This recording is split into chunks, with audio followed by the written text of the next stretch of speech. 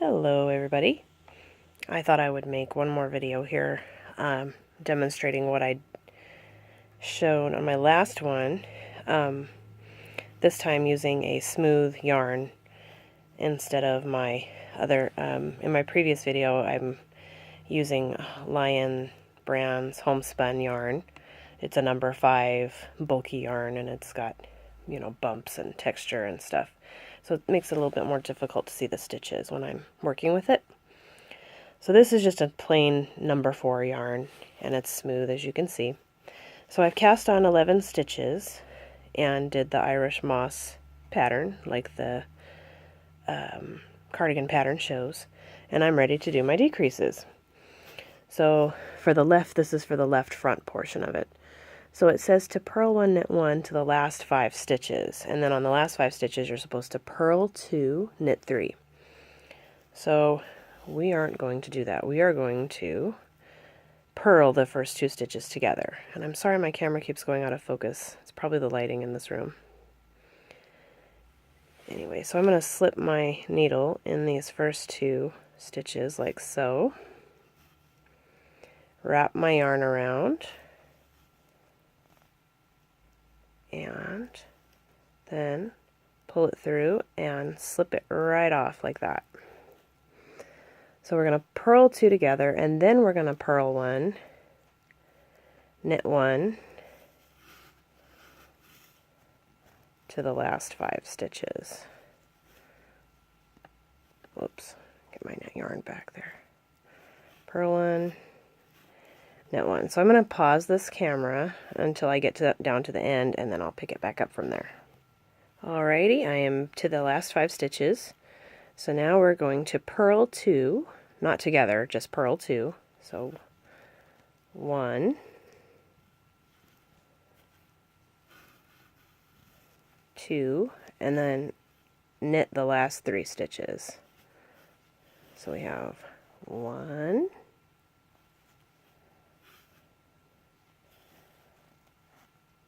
2, 3. Okay, so that's row 1 decrease. Now we're going to come to row 2. They want you to slip 1 purlwise, then purl 2, knit 2, and then purl 1, knit 1 to the end of the row. We are not going to do that. We are going to purl 2 together again. So I'm going to slip my needle in both of these 2 stitches, wrap the yarn around, and pull them off like so. And then we're going to purl 1,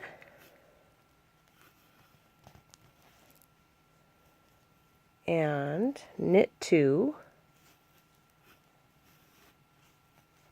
1, 2, and then we're going to purl 1, knit 1 all the way to the end. So I will pause when I get done here. Okay, so I finished that row. So now we're on row 3 of our decrease, and it says to knit 1, purl 1 down to the last 5 stitches, and then you knit 1, purl 1, and knit 3 on the last 5. So we are going to purl 2 together again. Notice a pattern here where we have to start off. So we're going to slip our needle in those first 2 stitches again, wrap the yarn around, pull it and through, and then slide them off the needle. And then we are going to purl 1, knit 1 until the last 3 stitches. And those last 3 stitches, we are going to purl them.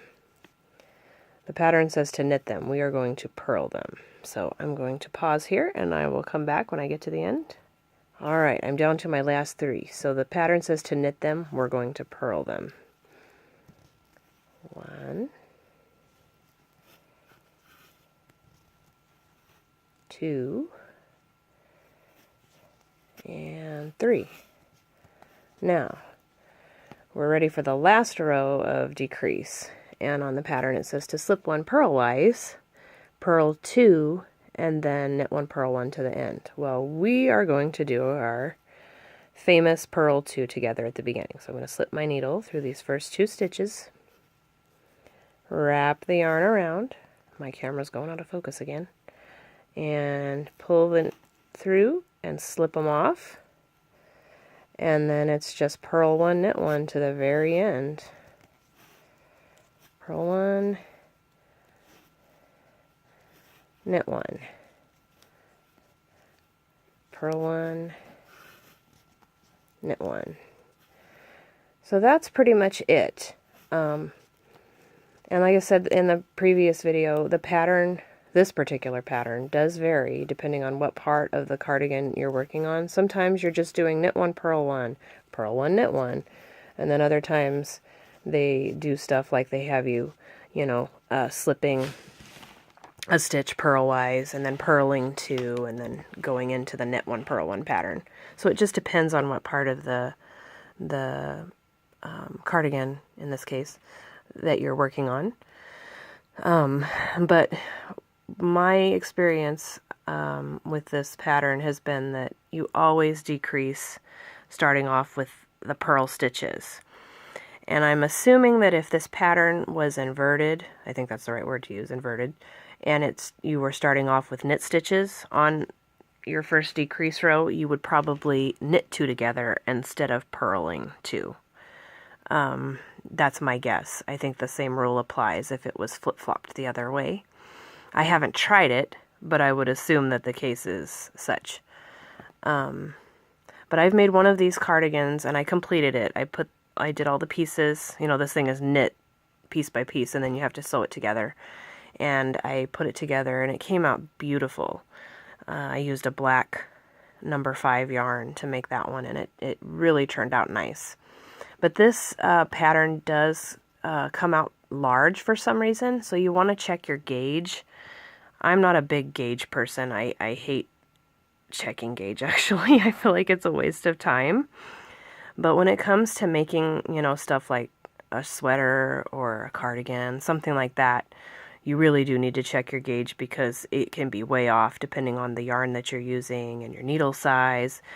And that's what I was discovering with this current cardigan that I'm making with the homespun yarn. It was turning out to be gigantic using the needle size that they call for and the number of stitches. So I had to shave off, I think it was 20 stitches or 21 stitches or something like that to get it to fit. Anyway, so that's something else to think about too, is just to check your gauge, because I had issues with that and I had to adapt the pattern.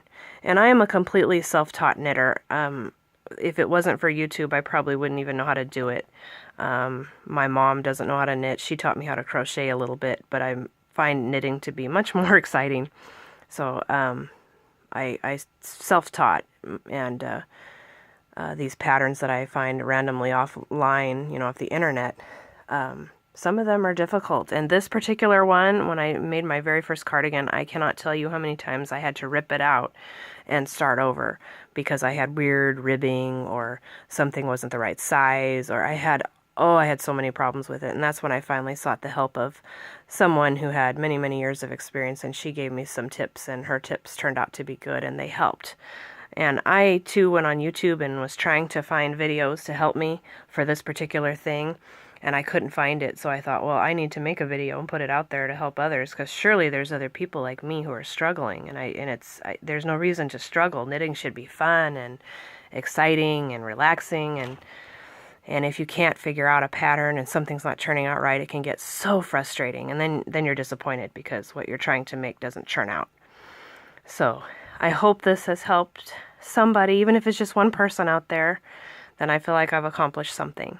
So let me know if you have any more questions, and I'll do my best to answer them when I can. And enjoy and happy knitting.